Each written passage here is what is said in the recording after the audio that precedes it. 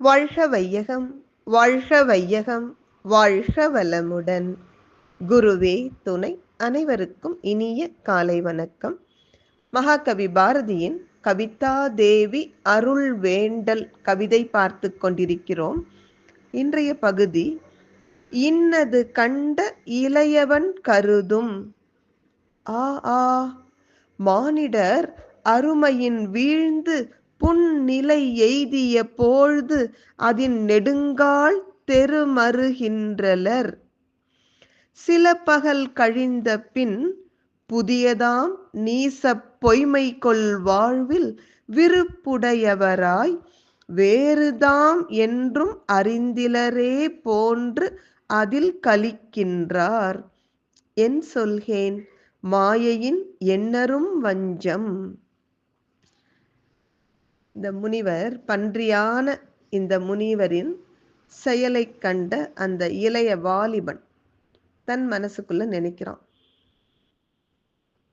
ஐயோ, இந்த மனிதர்கள் தங்கள் வாழ்வில் உயர்ந்த நிலையிலிருந்து தாழ்ந்து ஒரு இழிநிலை அடைகின்ற வேளையில் அந்த இழிநிலையிலிருந்து மனம் திரும்பாமல் அதிலேயே பொருந்தி விடுகின்றனர்.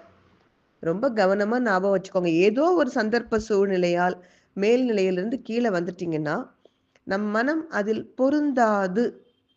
அப்போ உடனே திரும்பிட முயற்சி பண்ணணும். அதுல இருந்து அப்படி திரும்பாமல் விட்டுவிட்டால் மீள்வது மிக மிக கடினம். ஏன்னா கொஞ்ச நாள் அந்த கீழான இழிநிலையில் இருந்து விட்டால் அந்த பொய்யான புதிய இழிந்த வாழ்க்கையிலேயே மனம் லயித்து விடுகிறது. அதுலேயே ஆசை வந்துடுது. இது கூட நல்லா தானே இருக்கு. முனிவர் சொன்ன மாதிரி இந்த பன்றி வாழ்க்கையும் சுகமா தானே இருக்கு. ஆனால் முனிவருக்கு தெரியல பாருங்க, தான் அந்த வாழ்க்கைக்குரியவர் அல்ல, தான் பெரிய தவசி, தனக்குரிய வாழ்க்கை வேறு என்பதை கூட அறியாதவர்களைப் போல் அந்த புதிய இழிந்த வாழ்க்கையிலேயே சந்தோஷமாக வாழ்ந்து கொண்டிருக்கிறார்கள். அருட்தந்தை வாழ்க்கையில கூட படிச்சிருக்கலாம் நீங்க. பிசினஸ் லாஸ் ஏற்பட்ட பிறகு புட்டு சுட்டு விற்கிற நிலைக்கு தள்ளப்படுகிறார்கள். அருட்தந்தை ரொம்ப தெளிவா இருப்பார் அதுல. இது காலத்தின் கட்டாயம், ஆனா மீண்டு வந்து விட வேண்டும், இதிலிருந்து மீண்டு வந்து விட வேண்டும் என்று இடையறாது சிந்தித்து வெளியில வருவார்.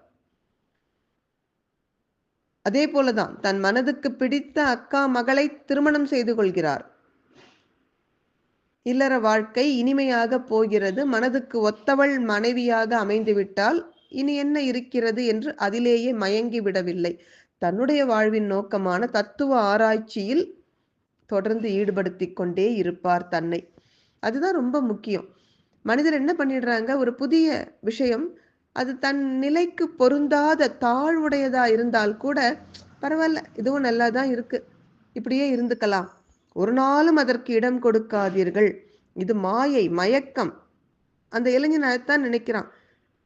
சொல்வதற்கே, இன்னும் சொல்லப்போனால் நினைப்பதற்கு கூட முடியாத அளவிற்கு இந்த மாயையின் சூழ்ச்சியை நான் என்னவென்று சொல்வது என்று அங்கிருந்து திரும்பி போகிறான். இப்படி கதை முடிகிறது. தொடர்ந்து சிந்திப்போம். வாழ்க வளமுடன்.